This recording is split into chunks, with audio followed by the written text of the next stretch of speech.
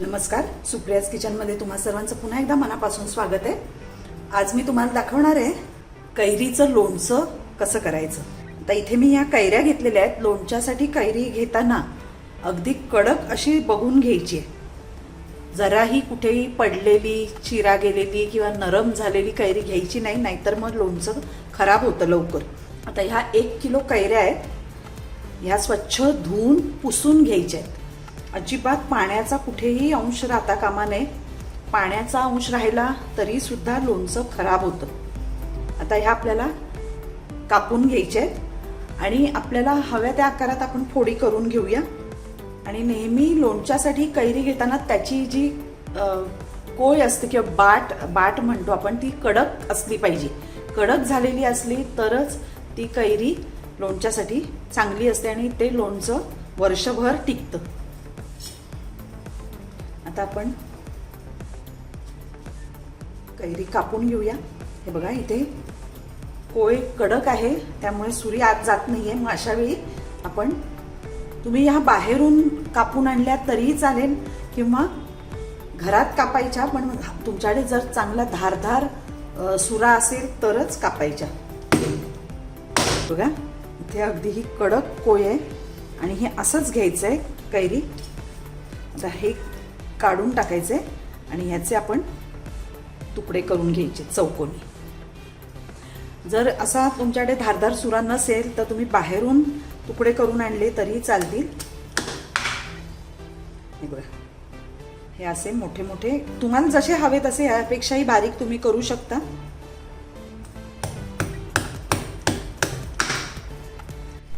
आता हे बघा, आपण फोडी करून घेतलेल्या आहेत। ह्या अशा कोयीसहित फोडी घ्यायच्या आहेत, म्हणजे लोणचं चांगलं टिकतं। ह्या तुम्हाला थोड्याशा पिवळसर दिसत आहेत, पण ह्या हापूस आंब्याच्या फोडी असल्यामुळे तयार हापूस आंबा हा थोडासा असा पिवळसरच असतो, पण अगदी कडक असला पाहिजे घेताना। आणि साधारण तुम्ही मे महिन्याच्या दरम्यान लोणचं केलं तर हे लोणचं अगदी चांगलं टिकतं। आता हे आपण फोडी करून घेतलेल्या आहेत। यामध्ये हे 3 टेबलस्पून मीठ घालायचे आणि 1 टेबलस्पून हळद घालायची। आता हे व्यवस्थित सगळं फोडींना लावून घ्यायचंय चोळून, आणि कुठेही पाण्याचा हात लागला नाही पाहिजे। हात सुद्धा अगदी कोरडे असावेत। हे जे आपण भांडं घेणार आहे ते सुद्धा अगदी व्यवस्थित पुसून घ्यायचंय।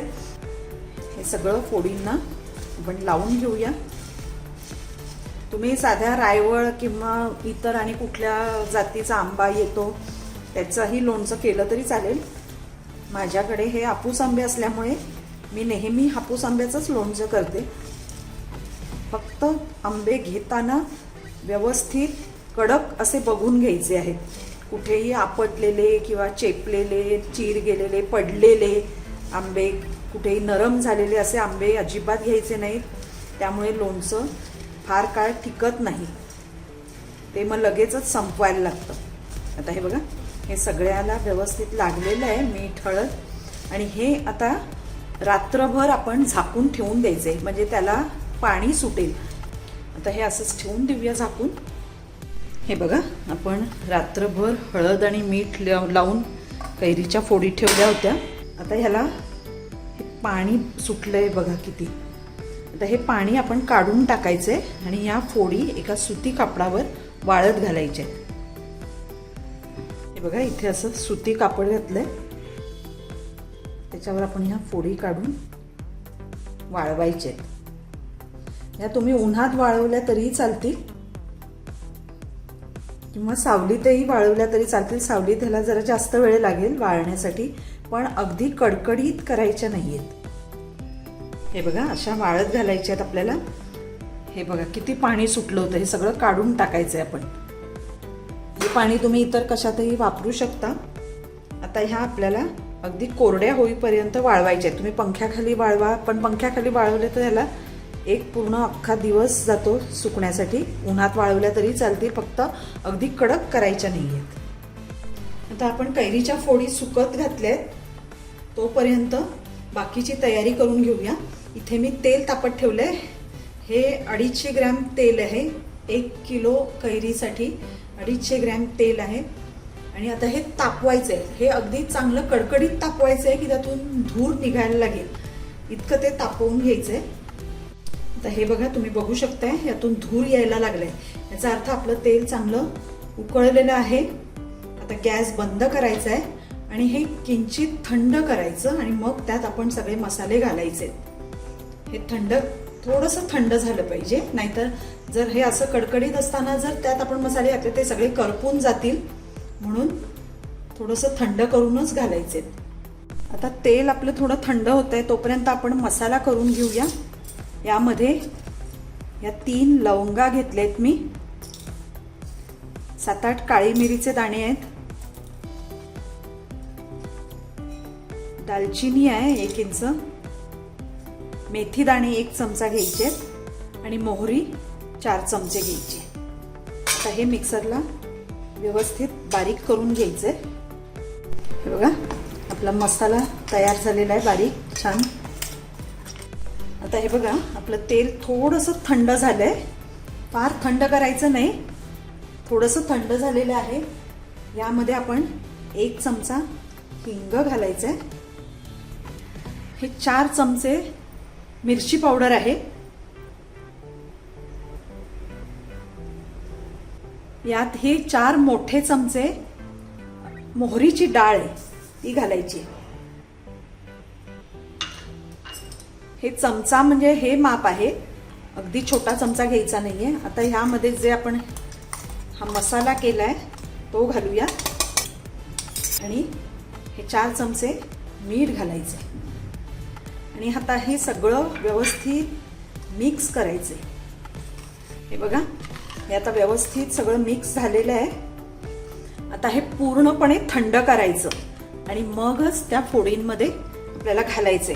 अजिबात कोमट किंवा गरम काही ठेवायचं नाही, नाहीतर मग त्या फोडी मऊ पडतात आणि लोणचं खराब होण्याची शक्यता असते. त्यामुळे हे पूर्ण थंड करूनच घालायचे.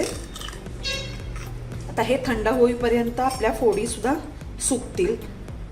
आता हे थंड होतंय, आपल्या फोडी सुकतायत, तोपर्यंत आपण हे ठेवण्यासाठी एक बरणी तयार करून घ्यायची आहे. आणि शक्यतो लोणचं हा प्रकार जो आहे तो शक्यतो काचेच्या किंवा चिनी मातीच्या भांड्यातच ठेवायचा आहे. आता इथे मी काचेची बरणी घेतलेली आहे. ही स्वच्छ धुवून उन्हात वाळवलेली आहे, पूर्णपणे आतून कोरडी करायची आहे आणि मगच त्यामध्ये लोणचं भरायचं आहे. म्हणजे ते अगदी वर्षानुवर्ष टिकतं आणि अजिबात त्याची चवही बिघडत नाही आणि रंगही बिघडत नाही. प्लास्टिकच्या बरणीमध्ये तुम्ही बाहेर मिळतं प्लास्टिकच्या बरण्यांमध्ये, पण त्याच्या चवीमध्ये आणि रंगात सुद्धा फरक पडतो थोड्या दिवसांनी. म्हणून चिनी माती किंवा काचेचं भांडच वापरायचं.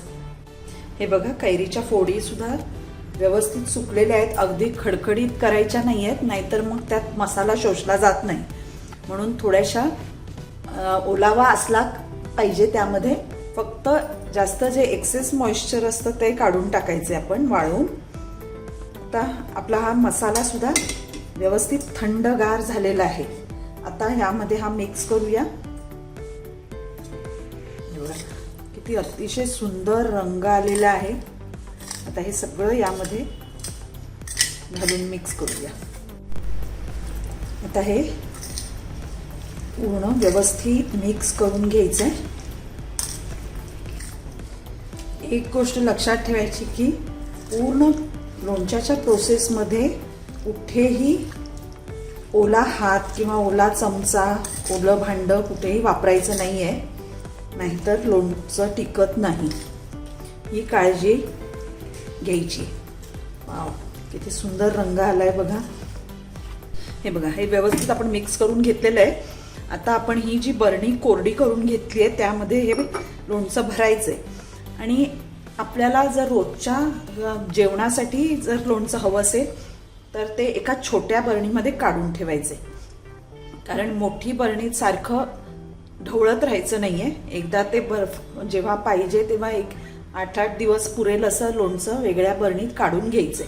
म्हणजे मग पाण्याचा हात लागत नाही किंवा काही समजा त्यातलं तेल कमी झालं तरी त्याला बुरशी लागू शकते. त्यावर तेलाचा थर असला पाहिजे 1 इंचाचा. तर म्हणून ते सारखं ढवळत राहायचं नाही आहे, वेगळं थोडंसं काढून घ्यायचं आहे आपल्या छोट्याशा बरणीमध्ये रोजच्या वापरासाठी. आणि ह्या फोडी मुरायला जवळजवळ एक 10 ते 15 दिवस जावे लागतात, त्यामुळे त्यानंतरच वापरायला सुरुवात करायची. आता आपण हे या बरणीत भरून घेऊया.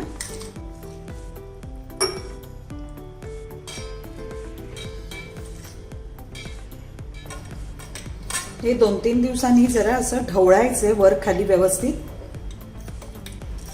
मी आत्ताच बाजूला काढणार नाहीये, आधी ह्यातच भरणार आहे आणि मग मुरल्यावर छोट्या बरणीमध्ये काढून घेणार आहे लोणचं. हे बघा परफेक्ट अगदी या बरणीमध्ये आपलं 1 किलो कैरीचं लोणचं भरलंय. आता हे 2-3 दिवसांनी आपण जरा वर खाली करायचंय ढवळून आणि मग त्यामध्ये आणखी तेल ओतायचंय. एवढ्या वर थर असला पाहिजे तेलाचा की मग त्या तेलाला लोणच्याला कधीही बुरशी येत नाही. आपलं हे लोणचं अगदी परफेक्ट झालेलं आहे. तुम्ही करून बघा. फक्त काही महत्त्वाच्या टिप्स अगदी पाळल्या तर आपलं लोणचं अगदी व्यवस्थित 1-2 वर्ष सुद्धा टिकतं, जर शिल्लक राहिलं तर. त्यामुळे तुम्ही नक्की करून बघा. तुम्हाला आवडली माझी रेसिपी तर माझ्या रेसिपीला लाईक करा, शेअर करा आणि माझ्या चॅनलला सबस्क्राईब करा. थँक्यू. हे बघा आता 2 ते 3 दिवसानंतर परत यामध्ये अर्धा कप तेल गरम करून थंड करून यावर ओतायचे. म्हणजे या फोडींच्या वर 1 इंचाचा असा तेलाचा लेअर पाहिजे, मग त्याला कधीही बुरशी येत नाही. असं करून ठेवायचं. फोडी बाहेर आल्या की ते त्याला बुरशी लागण्याचा संभव असतो. म्हणून नेहमी आपल्याला जेव्हा हवं तेव्हा एका रोजच्या वापरासाठी छोट्या बरणीमध्ये काढून घ्यायचं लोणचं आणि परत असं सरळ व्यवस्थित सगळं पुसून काढायचं बाजूनी आणि असं तेलाच्या खाली व्यवस्थित ते चमच्यानी सारखं करून ठेवायचे. वर तेलाचा लेअर असलाच पाहिजे.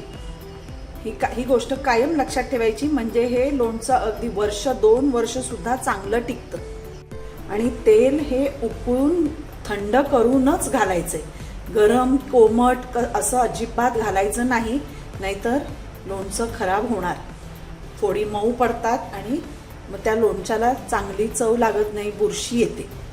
या महत्त्वाच्या काही टिप्स लक्षात ठेवल्या तर तुमचं लोणचं कधीही खराब होणार नाही, अगदी खूप दिवस चांगलं टिकू शकतं.